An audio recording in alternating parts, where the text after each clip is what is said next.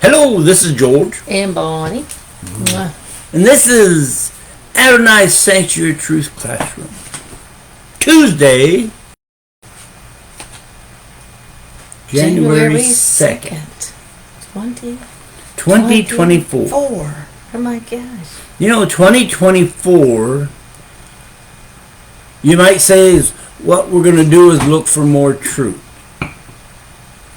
Because we've always looked for truth. But we got to get, you will be surprised when we do get past Exodus. When we get to Numbers, Leviticus, Numbers.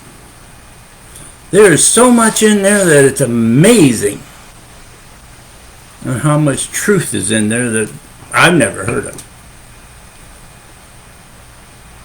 And it isn't just for us old people. It's for you young ones too, if anybody's watching that's under 50. That's pretty good. Those are young ones. Those are young ones to us. Now you do realize that those are young ones. The first 3 years we were going for the truth in Yeshua. And then March, and almost to the day, 3 years, we started going through the whole book, the Old Testament, starting with Bereshit or Genesis.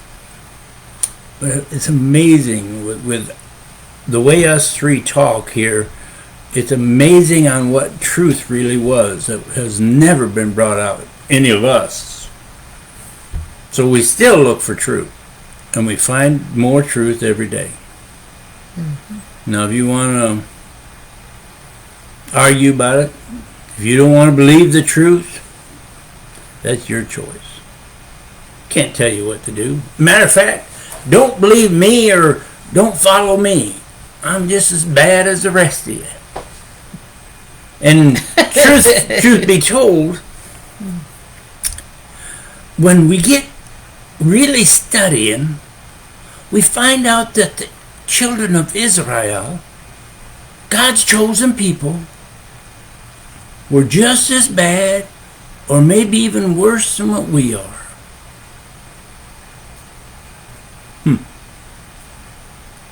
So we've got to start in Bereshit, in Genesis, and we got to get going as we're doing right now in Exodus or Shemot. And we're in 22, I think. Is that what we're in? 22. Mm-hmm. Okay. I know. It's a new year.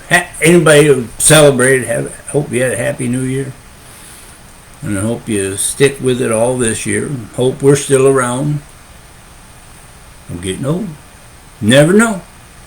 She'll be here. She's a young lady. Uh-huh. I guess we better get started. Exodus 22. Shemot 22. My sweetie's gonna read Shemot or Exodus 22:1, please. If a thief caught in the act of breaking in is beaten to death, it is not murder. That first part of 22 talks about if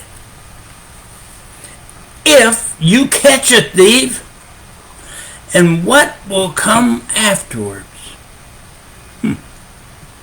Read Shemot or 22, read 2 through 4, please. Unless it happens after sunrise. I like that. In which case, it is murder. A thief must make restitution. So if he has nothing, he himself is to be sold to make good the loss from the theft. If what he stole is alive in his possession, he is to pay double. So no matter whether it is an ox, a donkey, or a sheep. I'm supposed to read into the other one, right? About the field and the vineyard. Mm-hmm. If a person causes a field or vineyard to be grazed over, or lets his animal loose to graze in someone else's field, he is to make restitution from the best produce of his field and vineyard. I think she just read, if it was daybreak and you kill somebody, then it's murder. I haven't figured that one out yet. But that last part that she just read says your animal eats somebody else's field. In other words, the owner is to pay or make restitution. Actually, matter of fact, most of 22 talks about the fair restitution when any individual or things you own or he owns causes hardship to others. I have to go to my next page. Read 22:5. It's 4:5, but No, it's 5:6. Oh, let me read over what I read. 4:5.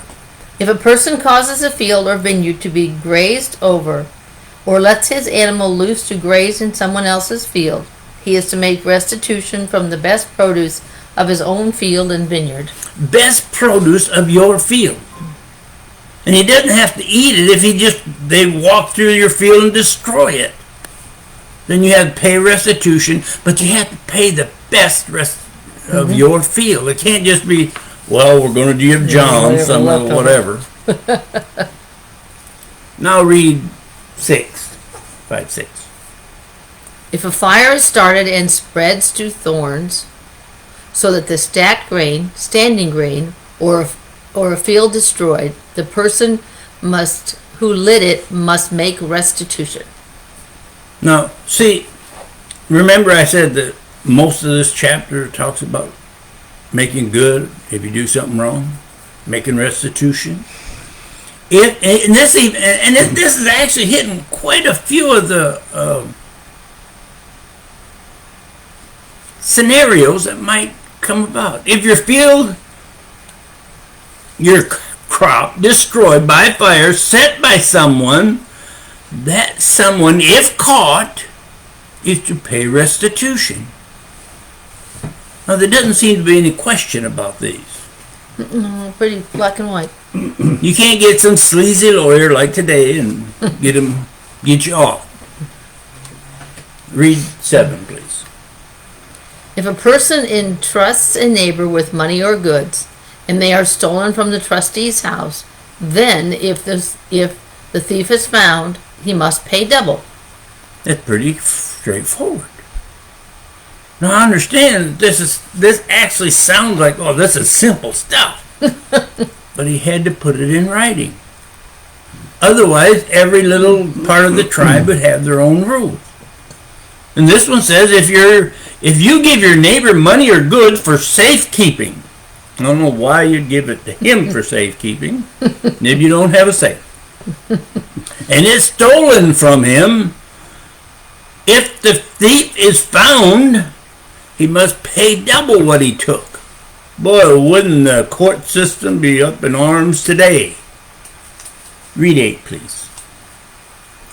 But if the thief is not found, then the trustee must state before God he did not take the person's goods himself. In other words, if somebody stole it, and you can't find the thief that did it, then the trustee, the one who gave your money to for safekeeping, or the goods, he must go before Adonai and testify he didn't take it.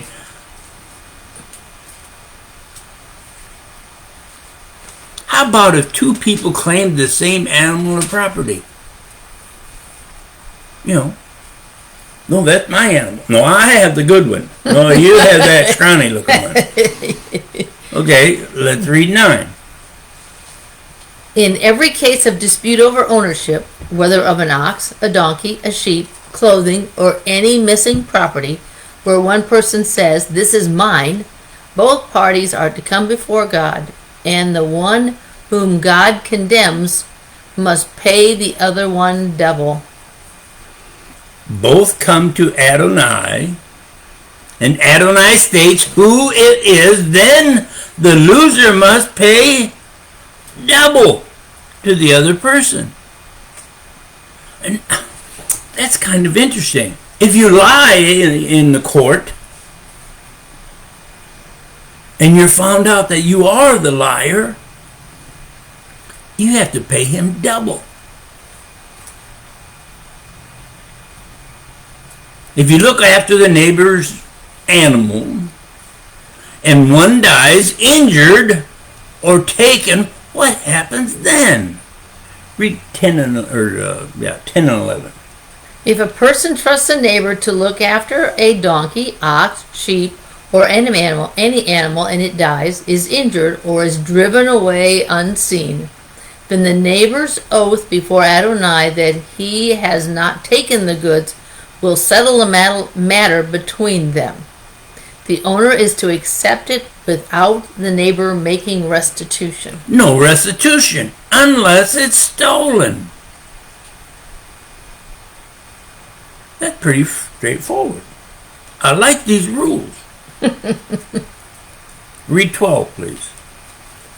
But if it was stolen from a neighbor, he must make restitution to the owner. If stolen, he must make restitution to the owner of the animal. But, read 13, please. If it was torn to pieces by an animal, the neighbor must bring it as evidence, and then he doesn't need to make good the loss. Bring evidence. If killed by another animal, then the neighbor doesn't need to make any restitution if he brings the evidence. 14, please. If someone borrows something from his neighbor and it gets injured or dies, with the owner not present, he must make restitution. If you borrow something and it gets killed or injured, he must make restitution that if the owner was not present. Now, 15, please. If the owner was present, he need not make good the loss. If the owner hired it out, the loss is covered by the hiring fee. Now that's pretty straightforward. I like that. If the owner was there, well then he doesn't get paid for his loss. If the owner charges a fee, like if he rents out his oxen to do the work, and he gets paid that fee, it says, then the fee covers his loss. Now, I realize that those seem like common sense. Well, they did back then. But if you look at the court system today, it doesn't always seem like that's what they're going for. Common sense. Now, it talks about if you seduce someone who is not pledged to be someone's wife, what the male must do. Whoa, now we're getting to people.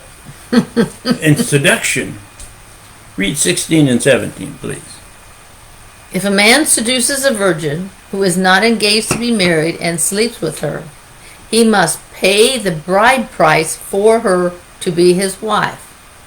But if her father refuses to give her to him, he must pay a sum equivalent to the bride price for virgins. I like that name, bride price. When a person reads verse 18, there should be a question that comes to mind. Read 18, please. You are not to permit a sorceress to live. You are not to let a sorceress live. The first time I pointed that out to Professor George, when we had talked about it, we had to go over it probably 3 times. Not because he wasn't not because he wasn't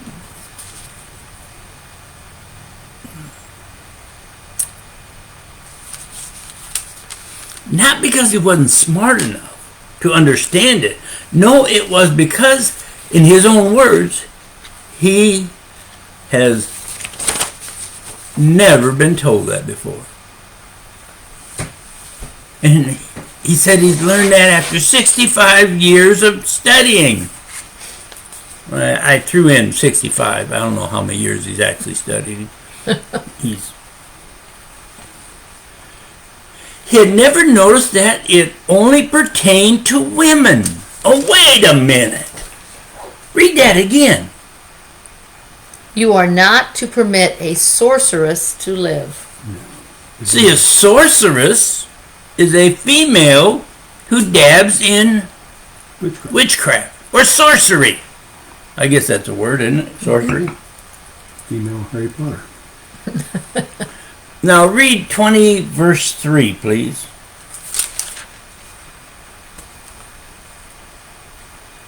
You are not to use lightly the name of Adonai your God, because Adonai will not leave unpunished someone who uses his name lightly. And I read the wrong verse. I know. Sorry about that. It was a good verse, though. That was a good one. That was a good verse. It was nothing wrong. It was the wrong Right. one. You are to have no other gods before me. You shall have Another no good other verse. gods before me. Now read Leviticus 19:31. I know we're not there yet, but my sweetie's going to read Leviticus 19:31. Sorry, I gotta find it. Help me. 1931. 19:31. Do not turn to spirit mediums or sorcerers. Don't seek them out to be defiled by them. I am Adonai your God. Now Leviticus 20 verse 6. The person who turns to self-mediums or sorcerers to go fornicating after them, I will set myself against him and cut him off from his people. To go fornicating. In other words, believing what they say, which goes against what Adonai says. If you look up fornicating, it's actually illicit sexual intercourse. Illicit means not lawful. Whose hand are the blood of the medium or anyone dealing in sorcery or witchcraft? Read Leviticus 20, verse 27.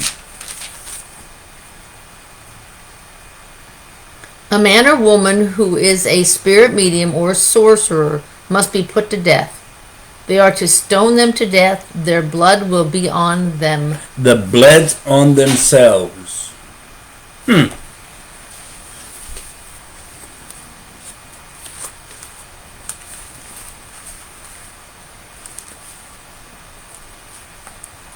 can't read that. Oh, Whatever somebody said.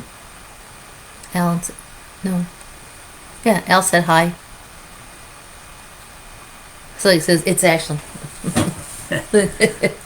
Here's what Adonai said to the children of Israel. Now we're going to go to Deuteronomy 18, 9 through 14. 9 to 14. Okay. When you enter the land Adonai your God has given you, you are not to learn how to follow the abominable practices of those nations. They must not be found among you anyone who makes his son or daughter pass through fire, a diviner, a soothsayer, an enchanter, a sorcerer, a spellcaster, a consulter of ghosts or spirits, or a necromancer. I don't know if I said that right or not. For whoever does these things is detestable to Adonai, and because of these abominations, Adonai your God is driving them out ahead of you. You must be wholehearted with Adonai your God. For these nations which you are about to dispose of, listen to soothsayers or diviners, but you, Adonai your God, does not allow you to do this. Read 9 again, please. When you enter the land of Adonai your God, Adonai your God is giving you, you are not to learn how to follow the abominable practices of these nations. See, that's what they did. They were in Egypt for so long, they started taking what they were taught for those hundreds of years. But even when they went into other nations and conquered them, they at times would set up their own style of satanic worship with dealing in their occult. That was free. That was a bonus. Most of the writings about what to do with anyone who deals in the occult are in the Tanakh. In other words, the Old Testament. But like we have stated a number of times, if it's in the scripture, it's Adonai's word. Anyway, back to Shema. Or Exodus. Anyway, back to Exodus. The strong wording continues. Shema or Exodus 22:20. 19:20.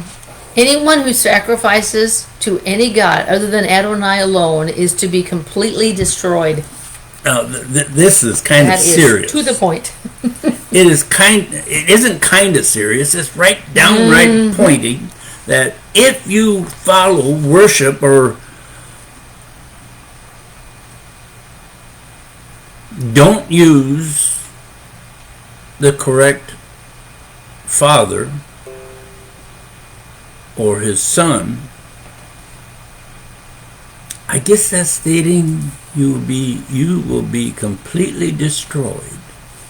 That's not what I'm saying. Isn't that what you just read? Yep. George, wouldn't you agree? Amen. The professor said, yeah. All right, 22. Back to 22. Oh, 25 through 27, please. If you loan money to one of my people who is poor, you are not to deal with him as would a creditor, and you are not to charge him interest. You said 20. 25 Need 27? through 27. If you take your neighbor's coat as collateral, you are to restore it to him by sundown, because it is his only garment. He needs it to wrap his body. What else does he have in which to sleep? Moreover, if he cries out to me, I will listen, because I am compassionate. Now, think about this. It says, no acting like a creditor, no interest. It says, if the guy's poor and if he leaves his coat with you as collateral, return it to him by sundown.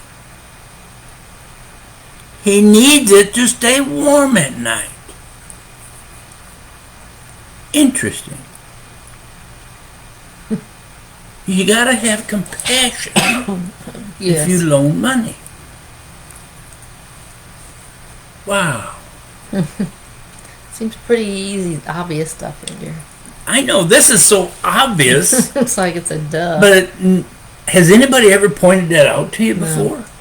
George, has anybody ever pointed this out to you before? All new. He's going like this. I can turn around and show you, but the last time we did that, the whole computer messed up. I don't know if because it saw him or because we messed up the wires or something, but he's not laughing at that. Very. Read what the chosen people were told, honey. Read 31. You are to be my specially separated people. Therefore, you are not to eat any flesh torn by wild animals in the countryside. Throw it out for the dogs. You Hebrews, in other words, you Hebrews are to be my special separated people. So from Shema 21 and 22, we get how to treat the Hebrew servants, how to deal with personal injuries, protection of property, all the way down to how to look at your social responsibility. That's a mouthful for me. Covers a lot. Now we're going to go to Exodus or Shemot 23, 1 through 9, and my sweetie's going to read that. I'm going to take a nap. You are not to repeat false rumors. Do not join hands with the wicked by offering perjured, I always get that word funny, perjured testimony. Do not follow the crowd when it does what is wrong, and don't allow the popular view to sway you into offering testimony for any cause if the effect will be to pervert judgment. On the other hand, don't favor a person's lawsuit simply because he is poor. If you come upon your enemy's ox or donkey straying, you must return it to him. If you see the donkey, which belongs to someone who hates you, laying down helpless under its load, you are not to pass by, but to go and help him free it. Do not deny anyone justice in his lawsuit simply because he's poor. Keep away from fraud, and do not cause the death of an innocent and righteous, for I will not justify the wicked. You are not to receive a bribe, for a bribe blinds the clear-sighted and subverts the cause of the righteous. You are not to oppress a foreigner, for you know how a foreigner feels, since you were foreigners in the land of Egypt.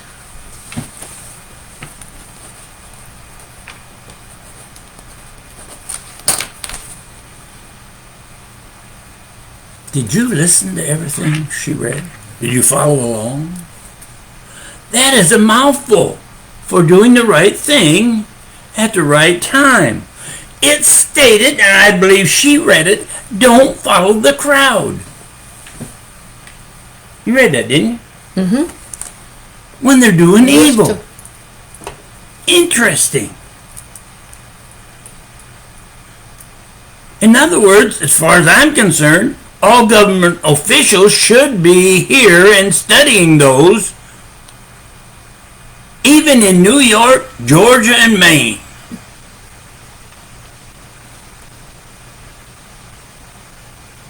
Don't justify wicked acts for popularity.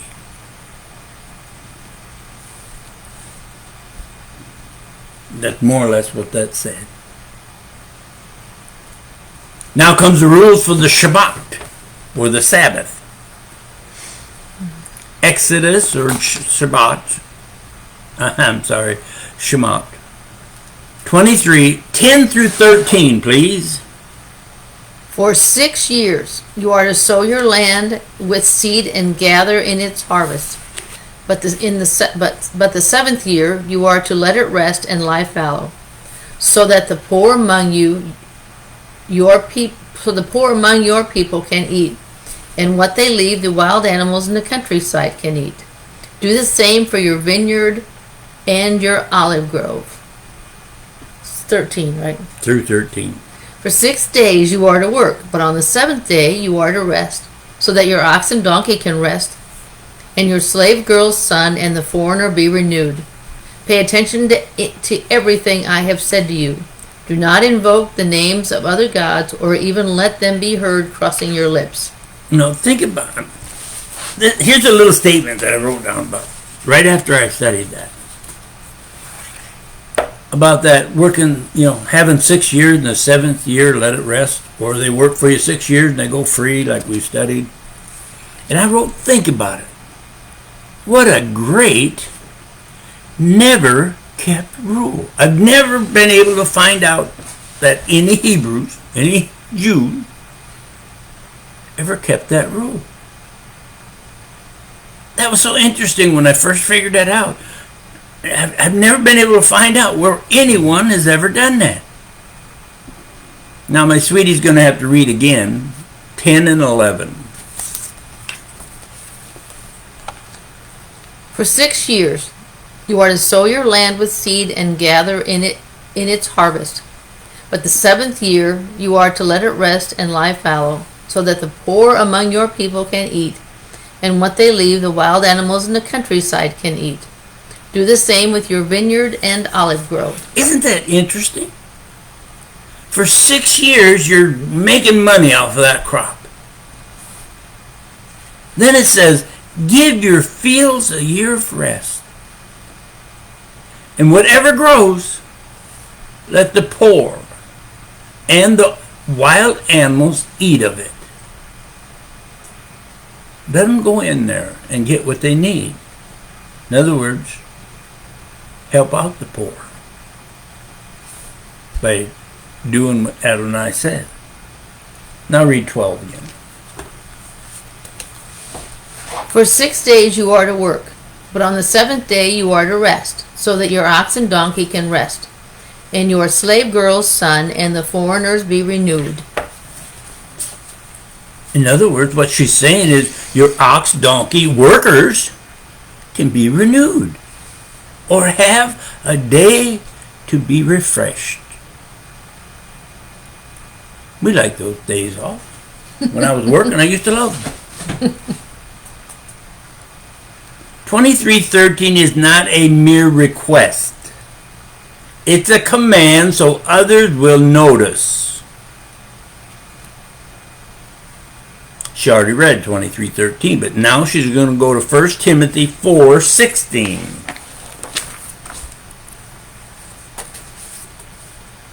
Pay attention to yourself and to the teaching, Continue in it, for by doing you will deliver both yourselves and those who hear you. I like that one. Pay attention to what you say, in other words, and to the teachings now.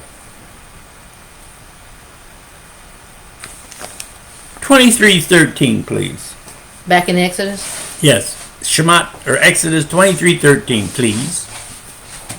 Pay attention to everything I have said to you. Do not invoke the names of other gods, or even let them be heard crossing your lips. Now this is interesting. When she read 1 Timothy, when she went back to 23:13 in Shemot, or Exodus.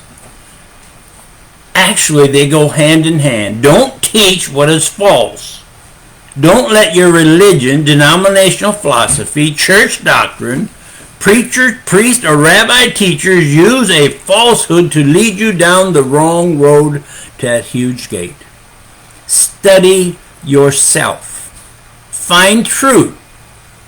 If you have to listen to this and get little hints, that's great. But don't believe everything we say. The Hebrews were told to not let that happen in Exodus. And in Paul's letter to Timothy, it states the same philosophy again. That way you might say it's for everybody. People can't say, well, that's the Old Testament. We don't have to live by the Old Testament anymore. We go by the New, which is a bunch of baloney, in other words. 23:14, a Shemot, or Exodus, is so very important to the Hebrews. Read. Please. Wait a minute. Yeah. Read 3 times a year you are to observe the festival for or to me. You read the first part. 3 times a year you are to observe a festival for me. Isn't that interesting? The festival where people come together, celebrate. Adonai says, come together 3 times a year to observe a festival for me. Not George, for Adonai. I'll read the rest. Well, read Shemot 2:15, please. Wait a minute. Well, Shemot 12:15. Eat matzah, unleavened bread, for 7 days. Okay, read that one. 12:15, please. For 7 days you are to eat matzah. On the first day, remove the leaven from your houses. Whoever eats hamatz, or leavened bread, from the first to the 7th day will be cut off from Israel. Eat matzah or unleavened bread for 7 days. On the first day, remove all leaven from your house. Now, why is that so important? I don't know, but here's what it says. Now, how important is that to the Hebrews? When you read Exodus 12:15, if the Hebrews eat leavened bread during those 7 days, they are to be cut off from Israel. Isn't that what it says? Mm-hmm.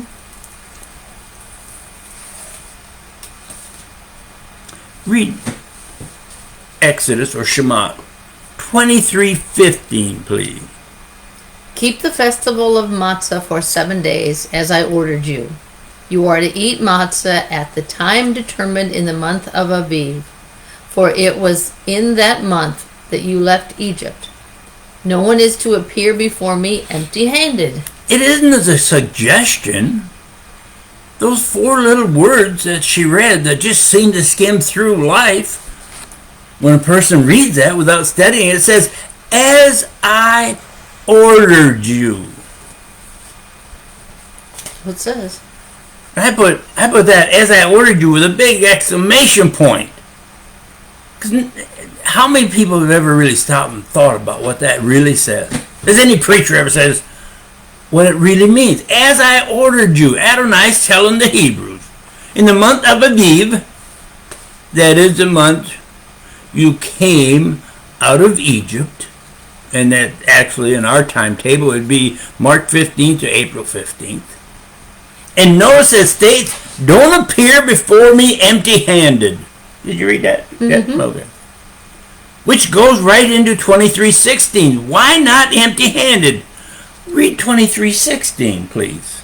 Next, the festival of harvest, the first fruits of your efforts sowing in the field, and last, the festival of ingathering at the end of the year, when you gather in from the fields the results of your efforts. The festival of harvest. In other words, the first fruits of your field.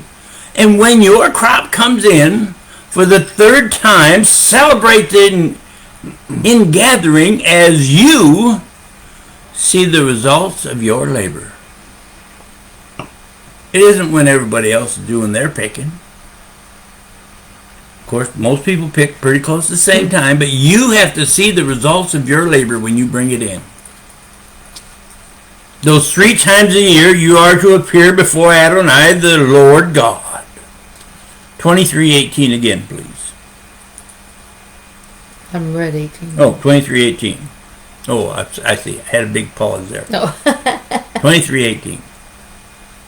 You are not to offer the blood of my sacrifice with leavened bread, nor is the fat of your festival to remain all night until morning. Again, no leavened bread. No meat or fat to be kept till morning. Referring back to Shemot 12:10.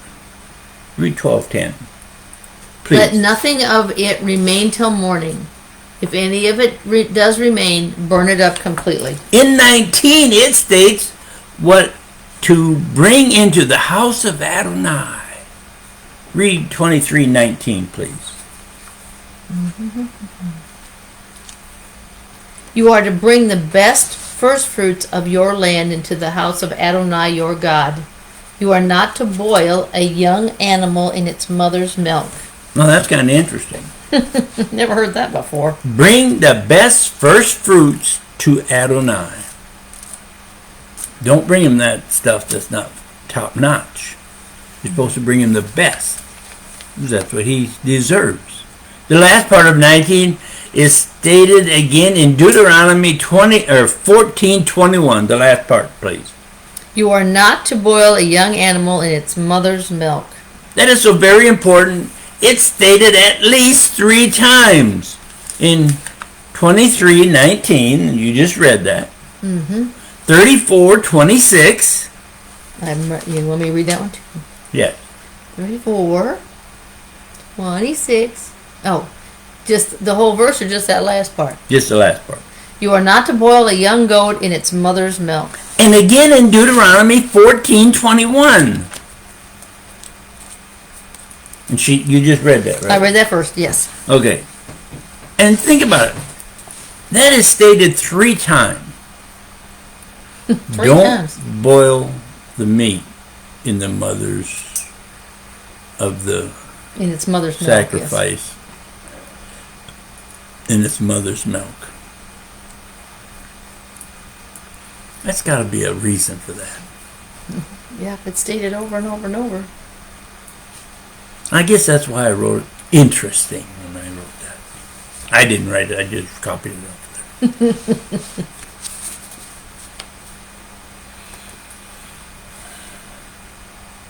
This next part is a good reading if they would have obeyed Adonai. Read Shemot, or Exodus 23, 20 through 24. I am sending an angel ahead of you to guard you on your way and bring you to the place I have prepared. Pay attention to him, listen to what he says, and do not rebel against him, because he will not forgive any wrongdoings of yours, since my name resides in him. But if you listen to what he says and do everything I tell you, then I will be an enemy to your enemies, a foe to your foes. 24, right? Mm-hmm. When my angel goes ahead of you and brings you to the, I'm going to see how I mess these up. Okay. Amorites, Hittites, Perizzites, Canaanites, Hivites, and Jebusites. How's That that? sounds good to me. I will make an end of them. You are not to worship their gods, serve or follow their practices. Rather, you are to demolish them completely and smash their standing stones to Now, don't you pieces. think that's so important? You are to demolish them completely, like she just said. Completely. It will not be quick. Now, why would I say that? Read 23:29, please. I will not drive them out from before me in 1 year, which would cause the land to become desolate and the wild animals too many for you. That is kind of interesting. Adonai says we won't drive them out in 1 year because somebody has to do the land. So when we do come in, we don't want the land to become desolate. So we will take our time at this. Put in my own words. Mm-hmm. Yeah. Here is how great it will be if you follow my angel. Read 25 and 26, please. You are to serve Adonai your God, and he will bless your food and water. I will take sickness away from among you. In your land, your women will not miscarry or be barren, and you will live out the full span of your lives. And here is one way I will do it. This is from Adonai. Read 27, please. I will send terror of me ahead of you, throwing into confusion all the people to whom you come, and I will make all your enemies turn their backs on you. Send terror of me. And this is Adonai talking. That's pretty good. He's going to send terror of me ahead of you. So they're already going to be scared, wondering what in the world this is. Now, how will I drive the Hittites, Canaanites, the Hivites out of your way? Read 28. I will send hornets ahead of you to drive out the Hivites, Canaanites, and Hittites from before you. By sending bees. Hornets? By sending hornets ahead of you. Now, don't you think that's Adonai taking care of his people? Sounds that way. They're already going to be scared because of what I had in hearing of him. And he's going to send hornets after him. He didn't like they can go to Walmart and pick up bug spray. By the way, Adonai states the overthrow of the land, it will be a gradual overturn because the Hebrews must first grow in numbers That was interesting to me. That's another reason why it was taking a while to do all this. Read 30, please. I will drive them out from before you gradually until you have grown in number and can take possession of the land. No, that is so simple, but in all reality, it makes a lot of sense. Then Adonai explains why. Read 31 through 33, please. I will set up boundaries from the Sea of Suf to the Sea of the Philistines, and from the desert to the Euphrates River. For I will hand the inhabitants of the land over to you, and you will drive them out from before, and will drive them out from before you. You are not to make a covenant with them or their gods. They are not to live in your land, otherwise they will make you sin against me by ensnaring you to serve their gods. Now, I want you to think about this. And every time you've ever studied, and your preachers or priests or rabbi teachers should have told you about how many times the Israelites actually worshiped the pagan gods. Here's what I wrote. He didn't want them to do just what they ended up doing. Several times. In a lot of circumstances, sin against him and bring sin by bowing down to serve other gods because they were brainwashed. To look at how pretty those other gods are. To look what the other countries have. Instead of doing what Adonai told them to do. They didn't have to. They, like us today, have a choice. Oh, wait a minute. Back then, and I wrote, they, like today, we have a choice. They and us are told, yet very few listen. Don't you think that's a true statement? The Hebrews, as you know, fell for the idea if they were happy, that's what mattered most. Just like the people today. If you're happy worshiping a false named Messiah, that's all that matters, right? Being happy. This might be a real strong statement that I just thought of. Being happy doesn't mean you're going to go to be on God's side, and Adonai will look down favorably on because you smile more than the rest of us. Because if you do, you're smiling all the time and worshiping that fake name. That's as wrong as the Hebrews doing. Time for Adonai serving. Time for rebellion. Turn to Adonai. Or, like most people today, I'd say 99%, or run from him. Like the Hebrews, the Jews. People who think they believe today because you're happy serving a 391-year-old Catholic made-up name, you are sealing your own eternity to an imitational name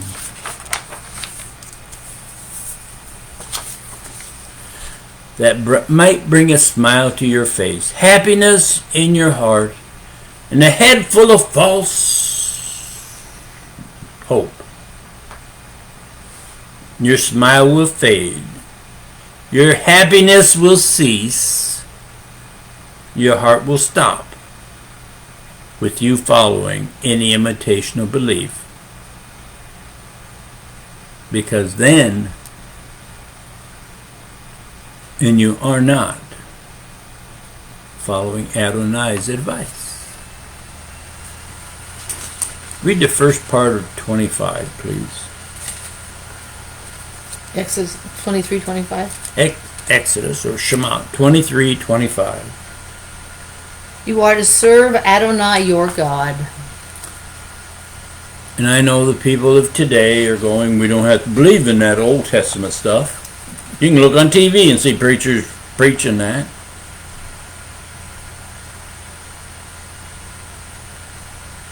Remember that 391-year-old name? That's a pretty young name. And yet, it's like today. You still got to go through his son, Yeshua. Nothing has changed back then or now. They didn't serve Adonai, and neither do 99% of the people today. They serve an imitation. Like I said earlier, why believe what I say? You shouldn't. Study the scripture, follow what the scripture says, but learn that you can't just take a preacher, priest, rabbi, teacher, denominational philosophy, or church doctrine and smile. Because that smile is not getting you anywhere. A good feeling is not getting you anywhere. But if you study for truth and find truth, that will definitely get you somewhere. We'll talk about that a long time from now, but we will go over it. If Adonai allows me to live another couple years, because it's taking a long time just to get through these two books. So, that's about it for today. I hope that you're all healthy. And healings go to anybody who is hurting, shoulder-wise or anywhere else. And if you have a little child, I hope you raise him up in the name of Yeshua. Or Yeshua, I'm sorry.